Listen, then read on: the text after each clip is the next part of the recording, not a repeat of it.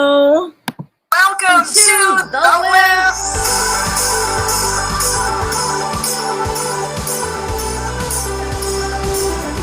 You gotta own it, baby. All right, I love how that was sort of a hot mess. Okay, so that was my show open. And since we're talking about tech, it couldn't be more appropriate that didn't go right. I love it. Hey, everybody, welcome to The Lift. I'm Pat Laurie, and today we are talking about tech. So we're talking about whether or not, do you struggle with tech? Are you one of those people that runs toward tech and just embraces tech, or do you run for the hills? I have to say that I'm a type of person that embraces tech, whether it goes right or wrong. I'm in it to win it because, let's face it, tech is here to stay. And today we're going to be talking to a techspert. Ooh, it sounds kind of dirty. His name is Mike Song. He's a best-selling author, and he has written a book called The Hamster Revolution for TQ. He joins us. Hey, coming on right now. Yay! Hey, Pat.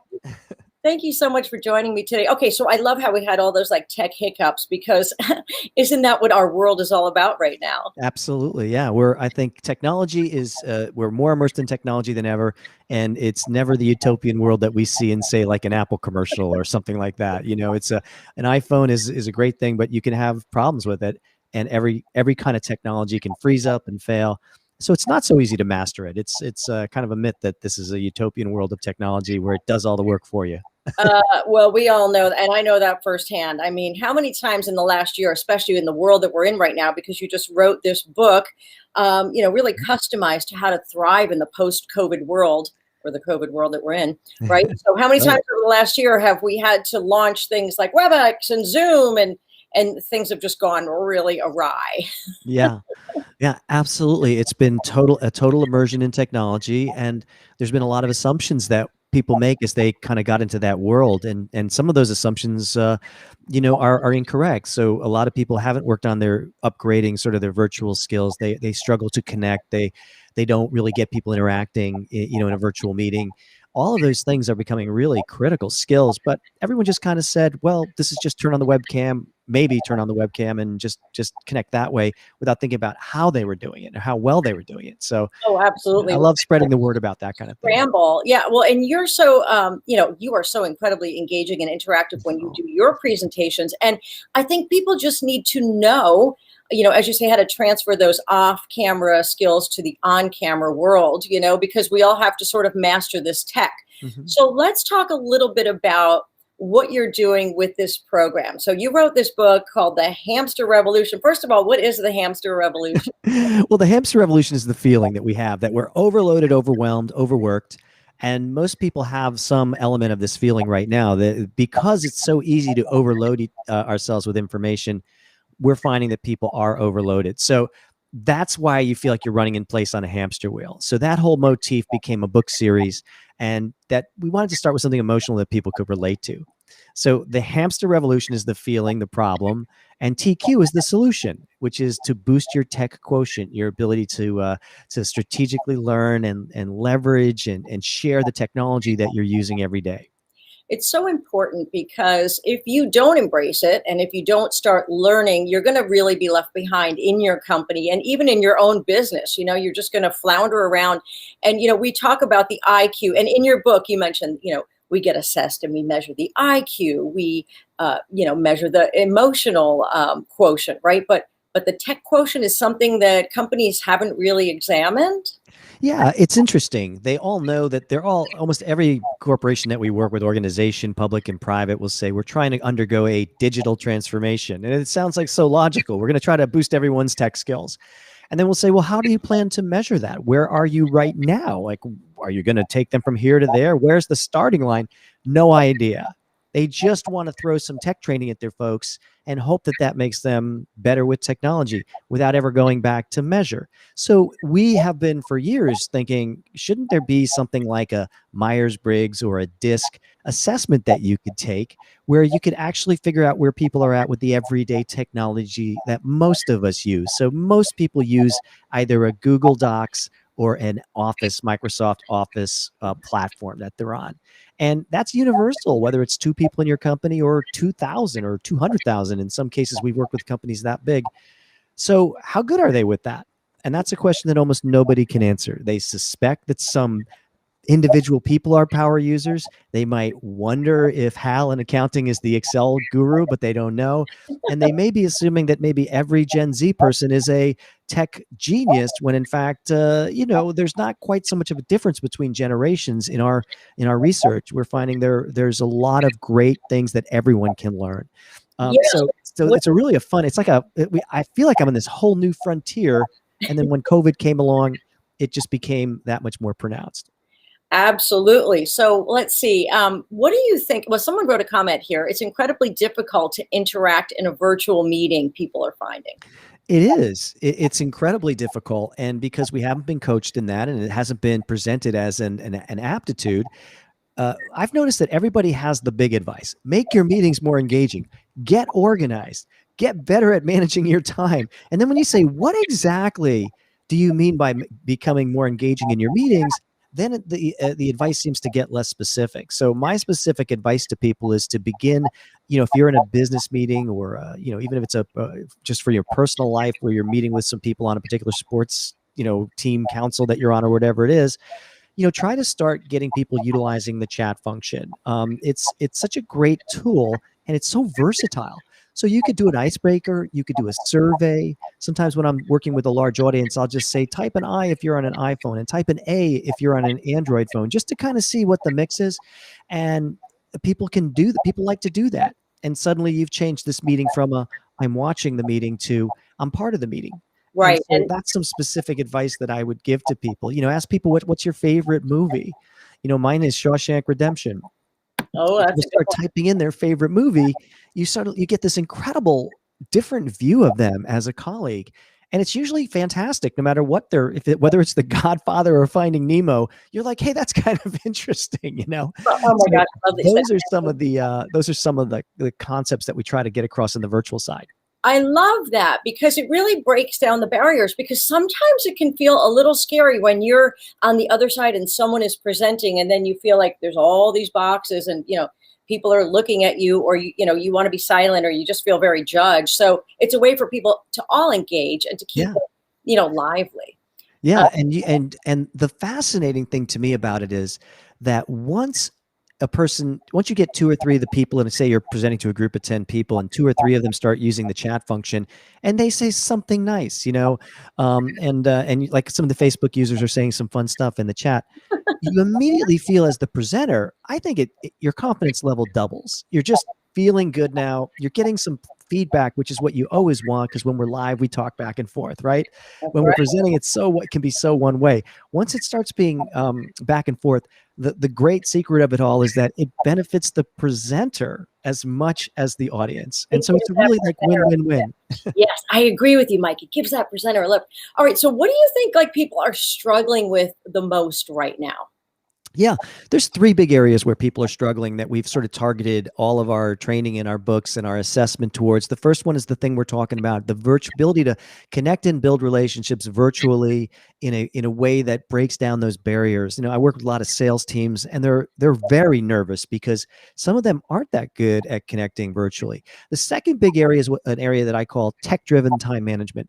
And that goes to the digital tools that we use the most, maybe for communication and collaboration. So Teams is very big now in the Microsoft world, Google Chat, Google Meet in the Google side of the fence, and certainly Gmail and Outlook email. Those are big areas where there are so many cool features and tips and little setting changes that you can make that people just don't get a chance to do, that you can pick up a lot of time that way. So that's the second big block. People love learning that stuff. We show them how to search for email faster. We show them how to create rules, to build templates, all of this cool stuff.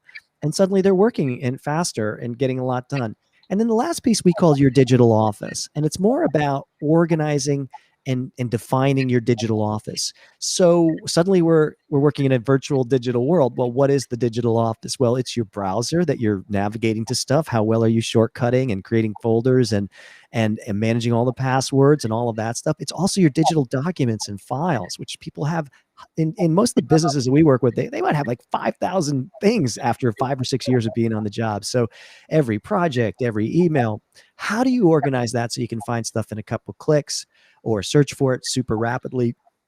And Yeah. then how can you sort of set up a dashboard, a control panel? So everywhere you go, it's easy to get there and you can actually concentrate on your job instead of, finding the document you need to do your job. Yeah, which is so I have to say, like, I'm glad that you cannot see my desktop right now because it is a hot mess. I mean, I am folder upon folder upon folder, and it's just, I wish that, someone could just wave that wand, and as soon as you opened up your computer, it was like, did you know? I mean, I know they have that, but no one really goes through it all, right? And then Yeah. then you have to not only learn it once, but continue to reinforce that learning, and that's Mhm. what you do, right?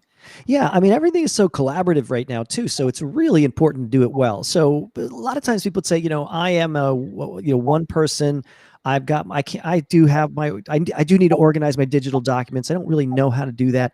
Then when you're working with a team of 10 people and everybody needs to be shooting stuff back and forth or storing it in one location, then you have to really think about, let's store this so everybody can find it, including a brand new person that might come into the onto the team.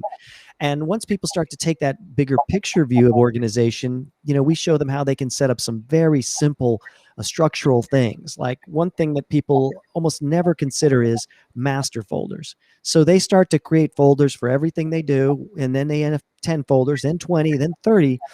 And the science of it is that once you get over 25 folders in a vertical string, you ask more and more frequently, did I put it in that one or this one? There's overlap That between is these absolutely folders. right. That happens to me all the time. Yeah, so when you create master folders, 4 or 5 folders for what you're doing, it's amazing. You suddenly are going into one of 4 folders, and then it has subfolders, but those subfolders are sort of all like. You put like stuff together. Maybe it's all your client information in the first one, all the product of what you sell or the service that you sell in the second folder. The third one, maybe that's your team's information, your roster and business plan and stuff. And the fourth one's admin, because everybody has, taxes to pay, receipts, expense reports, That's a administrative stuff. personal file for me. Yeah. Yeah. So But that's where we start to get them really organized. oh Simple my God. stuff, takes just a few minutes to put together, but it lasts a lifetime. And I think that, there's a little bit of shame too when it comes to tech knowledge because people don't want to admit that they don't know how to do things, right? Yeah, there's a fascinating dynamic that's going on there. You've got some people that think they're incredibly tech savvy, and I've said, "Wow, that's great. So you're the most tech savvy person on your team. That's great. Can you show us something?" And they really aren't doing anything different from the rest of the team. So there's some impressions that people have of themselves. Other people think they're terrible with technology. They're actually pretty good. So I think that there is a sense of shame. A lot of this idea of creating these tech type profiles. So we created 4 tech type profiles Okay. because I kept meeting these people that would say the same thing. I did a program for Nike, and then I met like 12 people after the program, and we talked for an hour. Just kind of debriefing after this big program. Then I went to Boeing. I did the same program. I'm like, do you work at Nike because you just said the same things to me? And one of them is they walk up, they just say, I am so bad with technology. I just could never get a hang of it. I'm terrible. They're so defeated, right off the bat. And they were like, this stuff is so great. I just never knew you could do this. And so that's a personality we call the emerging techie. They're not too confident. And so they're not going to delve into their technology, maybe click to look for what other options are available or create a rule for their email. They're probably just going to kind of just operate the system at its most basic level. So that's one of the tech type profiles. And the most common one is that emerging techie. And those folks love this kind of training that we do because finally someone's telling them, here's where you're at and here's how you get to become tech savvy, tech proficient, or boost your digital dexterity. That's kind of the way we people like to talk about it these days. Absolutely. So so we have the emerging. We have a question here before you get to the rest of them. Jen McShane wants to know what you think of Airtable as a team organizing tool. Hey, Jen, and by the way, hi, Jen, Emmy. We have an Emmy award-winning person here on their call with us, which is incredible for her documentary. Which is I always get the names wrong of the cops. It's Ernie? Wait, what are the Jen? Type the title of your Emmy award-winning document about crisis cops who do this incredible counseling. So I'm just floored that you're here, Jen. But I haven't had too much experience with Airtable, Jen. Maybe you could tell us what it is. Like, what is Airtable?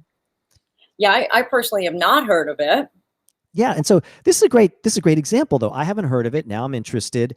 Some people be, oh, I should know about that. I'm supposed to know about that. No, this whole technology thing should always be like this very relaxed discussion. Oh, there's something that Ernie and Joe. Why could I not remember that? I'm always afraid that I'm gonna, because we live here, Jen. It's like the word Lenny and Joe's always jumps into my head.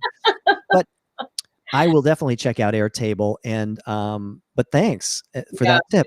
So And this is kind of like a TQ thing in action. Where she's telling me I should go look at that. I'm going to go explore it. I'm going to invest time to possibly save time and boost my TQ. And the other thing too is, and I love how she brought that up, because every day there's another app coming out. There's another, there's ClickFunnels, there's Kajabi, there's, email marketing solutions, there's apps, and, how could we possibly know about all of them, because they're just hatching overnight? Yeah, and a lot of people say, well, I'm not going to invest time to learn about what I'm using because I'm sure that it will change so much, in the next, month or year.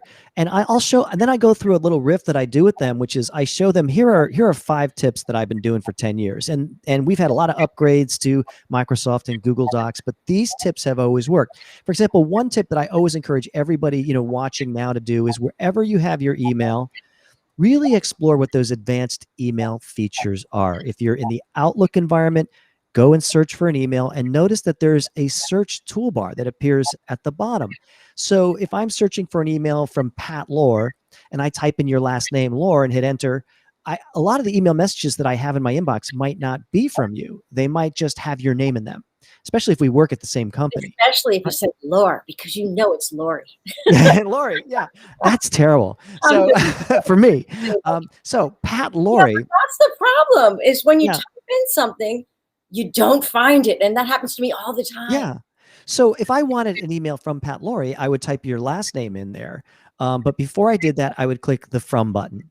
And there's a little from button that you can click. And now every email will be from you. And then there's another button usually right next to it that you can click, has attachments. So if I was looking for an attachment from Pat Lori, I would click has attachments. And now I've narrowed that subset down much more than I can with keywords. And so what we're finding is that people are ignoring the advanced search tool, and they're just trying more keywords and more keywords and more keywords. If you're working in Gmail, look for a little downward pointing arrow in the email search box. That downward pointing arrow, if you click on it, has all of these great narrowing options. So it's really, truly incredible to me how, when we observe people searching for email, it takes twice as long as it needs to.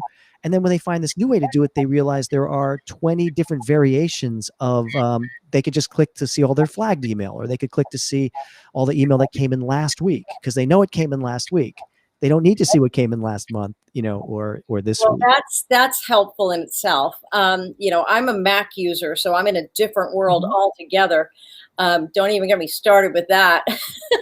But I want to know, because we went through the first type of techie, right? How can people figure out what kind of, what their tech savviness is? You've come up with an assessment tool? Yeah. So we noticed that this was also this very interesting thing, that you'd go to a big corporation with lots of resources. And one of the ones we're working with is Nestle, and we're doing a global rollout across the planet really with them. And, they said, we like you guys because you finally defined it for us, and one of the key things that we realized was that you have to say, this is a best practice. This is something that if you create templates, for email, so that if you send the same kind of thing out, you don't create a really user-friendly template that you can pop right in there. It's really easy to do in Gmail. It's really easy to do in Outlook. Then you're really missing a great opportunity. So how many templates have you created became one of the questions we would ask. And 80% of the people said 0. And some people had created maybe 1 or 2. And then you'd find some people that say, oh, I love that. I can't live without it. Same thing with Outlook email rules or Gmail email rules. Some people have created 1, or none. Some people have created 10. So we started to realize that the most tech savvy people are using these really simple, slightly advanced features, and it's fun. It's fun to discover the features. But to me, that's the first component of being tech savvy, tech proficient, having a high TQ, as we would say, is how often do you use best practices that are pretty established as being best practices. And it's not perfect, but it really does find you the folks who have delved into their technology and gotten something out of it. And there's also a magical second uh, uh, characteristic that I can share with you as well. Okay. Well, The second characteristic, which nobody has looked at, which is why I'm really excited about the Hamster Revolution for TQ book, is that we go into these, again, these great organizations, but they have tons of resources. Thanks, Pat, for holding that up. And they are almost never, they're trying to roll something out across the organization. They will say across the enterprise. And yes. I'll say, how are you inspiring your people to share these insights with their entire team, or the person that sits next to them, or their manager, or their direct reports? Well, that's kind of up to them. We just leave that up to them. So we think the second aptitude in having a high tech quotient is your ability to share tech insights with the people around you to boost their productivity and performance.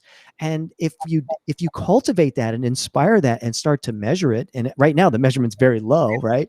But once you start to measure that and encourage that sharing, then you get that viral spread of ideas across a group. And that's where a whole group of people can get better all at once. And it's incredibly important that they do that, because we're waking up and realizing that everything is tech driven now. Mastering the technology to do a video, or mastering the technology to store your information effectively on a shared drive is really important. So that's kind of where those are the two components: the frequency of using best practices, and then the other component is what we call the X factor.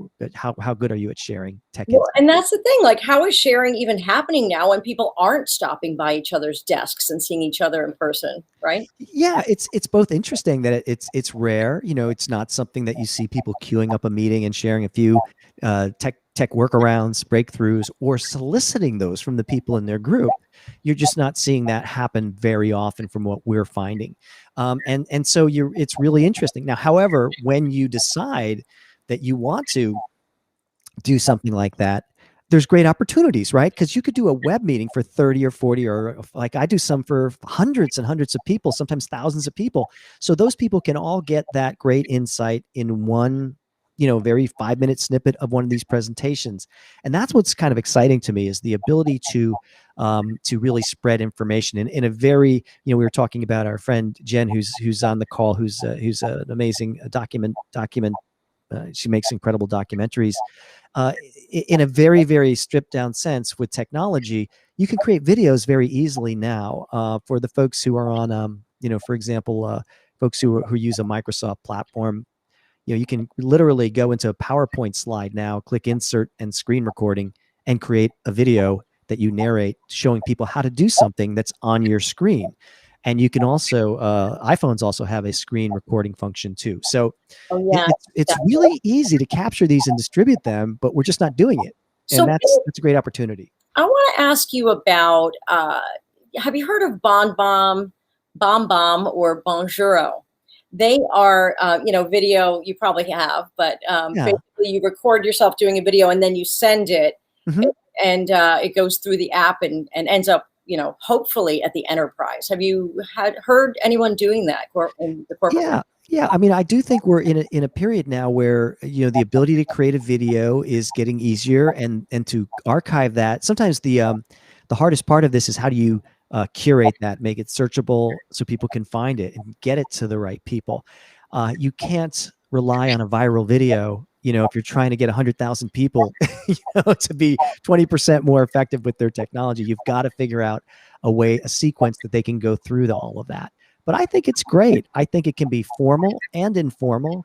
I think that when a large group of people share an insight and start to utilize it to save time and get more done, I think everybody wins.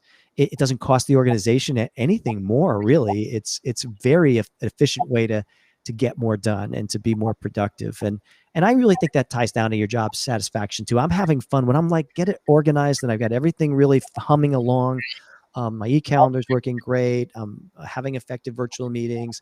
I'm creating things, making better decisions because I've really communicating more effectively with everyone around me. All of these things add up to a person who's happier in their job. I think it's just more fun to be working when things are going well.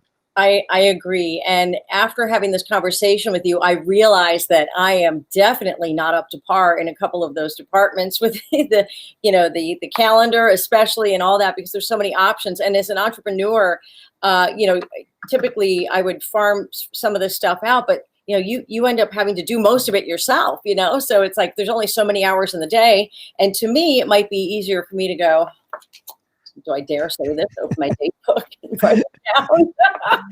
Well, I really tried to pack real tips in there too, because I discovered that was another missing piece of the puzzle for getting people to better utilize technology. And that is, I call it zip. So to me, zip is when someone shows you a tip and you go, oh, that's going to help me zip through some difficult task faster, easier.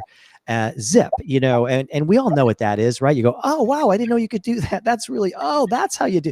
It's the great little moment of discovery, aha moment, whatever we want to call it.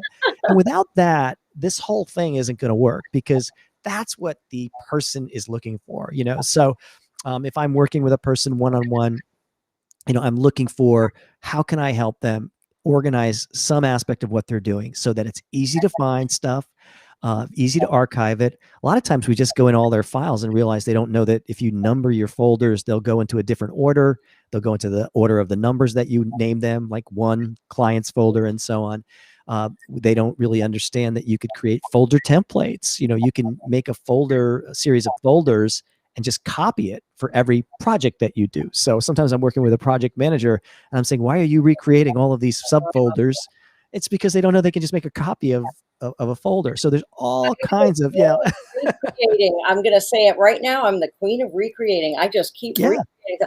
No, I'm getting better at it. But, before we go, Mike, I want to ask you about, you talk, you do speeches, you do training and assessments for a lot of large corporations around the world. So what is your take on this tech world that we're in, this, post-COVID world? What does it look like? Are we going back into the office? Are we going to be like part of us always being virtual? What do you think? Yeah, I have talked to so many of our customers, Merck, these big companies, Merck and Nestle and McDonald's and American Express. We work with like a lot of large companies and a lot of medium-sized companies too, and small ones. But every single one of them, Unilever just came out with a statement the other day, like, we are not going back to as much live as we were before. And I think it's unfortunate, but I think that's the reality of it is. So investing in your TQ now, investing in understanding more about your technology will pay off, because I believe we're going to see it go back. Let's say if we're 100% to wherever we are, we're going to go back 50, maybe 50% or 40% of the way back. But a lot of organizations are saying some aspects of this worked out well for them, in the sense that it taught them they could do a lot of things virtually they didn't know they could do. And obviously the whole thing is a big tragedy and a terrible time, and we're all just trying to muzzle our way through it.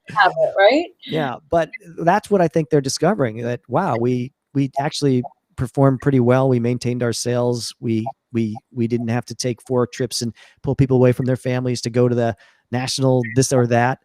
So I think it's going to be more virtual going forward. And number one thing I think folks should work on, connecting, framing yourself up on your webcam, concentrating on how you build interaction in your virtual meetings. That's a great place to start too, is to just really think about yourself as, what's my virtual impact and how can I improve that? Oh, awesome. We need to harness the tech. So so Mike, how can people get the first 3 chapters of your book online? Find that, or buy the book, obviously. But yeah, you can buy the book on Amazon. It's been there for just a little while. It's just out for like a week, and we're really excited about the response we're getting to it. But you can also go to our website, which is getcontrol.net, and you'll see a little drop down for TQ books. So it's getcontrol.net, and you'll see a little drop down TQ books. And when you click on the one that says the Hamster Revolution for TQ, there's a little form on that page that you can basically click on that form, and you get a download of the first 3 chapters of the book. So you can see if you like it and want to buy it on Amazon or Google. It's also on Google Play and a couple other large book services there as well. Wow. All right. I just wrote that in the comments, getcontrol.net. And first of all, congratulations on this book. I got about halfway through it, but I love how you set it up with the storytelling in the beginning. It really drew me right in. So congratulations on this tech quotient.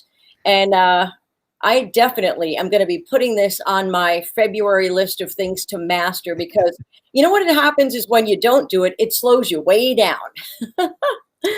Yeah, absolutely. It's an investment that you can make, and just know that there is a there. There is a better, faster, smarter, less stressed out you, and that person is going to be the next phase of you. And just focusing just a little bit. The great thing about TQ, Pat, of that I love, what I love my job is TQ is a lot easier than trying to boost your IQ, right? You can't go back and choose your parents again.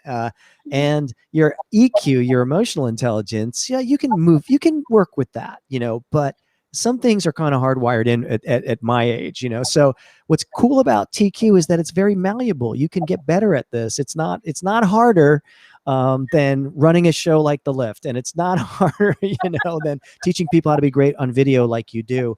Or creating an Emmy-winning documentary.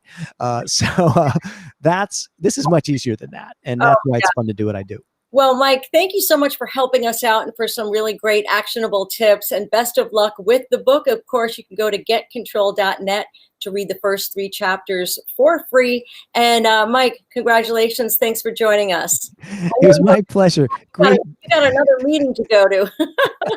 Great. And take care, Jean Gresham, as well. Great seeing you as well. Sure. Cheers, Mike. Bye, everyone.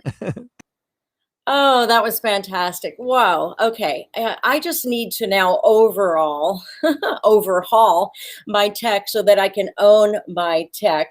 I hope that you enjoyed this week's episode of The Lift. It is my job to show up, help, inspire, notice, and elevate. And I hope that you walked away with some tech tips that will help you with your job, your career, or your small business.